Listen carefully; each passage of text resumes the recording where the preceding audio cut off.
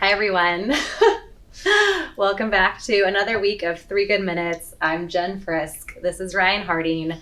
We are your Office Created team, and this week we are coming to you just from Newmark.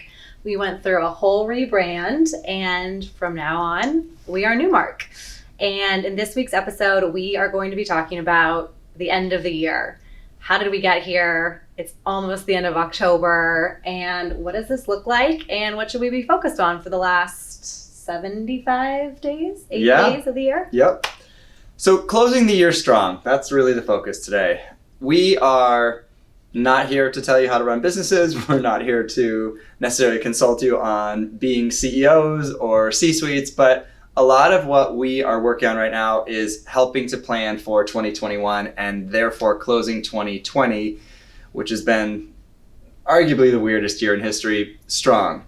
So how do you do that? I think the first thing that we're focusing on as our team is the team and really remembering how you got to October. You're still alive, you're still healthy, your business is still around, it is perhaps even thriving, but you're working with the teammates that got you here and continuing to work with them going forward and pushing them forward is really one of the keys, we think, for being successful in 2021. Because let's be honest, on January 1st, when that calendar turns, we probably still have a pandemic we're looking at. Kind of like a Y2K thing. You expected something to happen and nothing happened.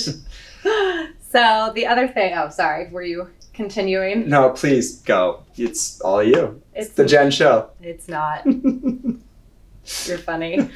But I think the other thing that is really important, and as you all have kind of come along with us for this ride since the middle of March, is just kind of going with the flow and pivoting and realizing that things are going to happen and your business plan may have to change. And what you used to wake up and do every day may have to change, and it might show itself in the form of 3 Good Minutes or webinars or kiddie pools at our house. And it might show itself as something different, but we've really learned that you just have to be on your toes and go with the flow, and the only constant is change. So as Ryan is so good at, getting comfortable with being uncomfortable. Be an advocate. So be an advocate for yourself, for your family, for your coworkers, for your team.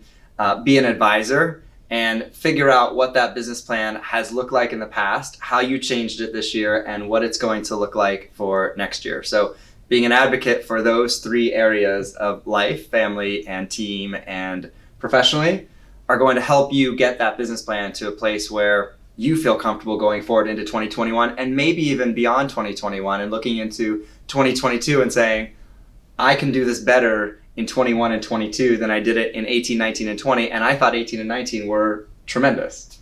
Yeah, and on that note, I think, look, as we've seen, some days are hard. Some years, this year in particular, I think we will look back and think this has been a really hard year. So be nice to yourself, be nice to your team, be nice to the people in your life, and realize that some days are just going to be better than others. And most importantly, when you make a mistake, learn from your mistake. Admit you're wrong, move on. It's going to happen. We're all dealing in new waters right now.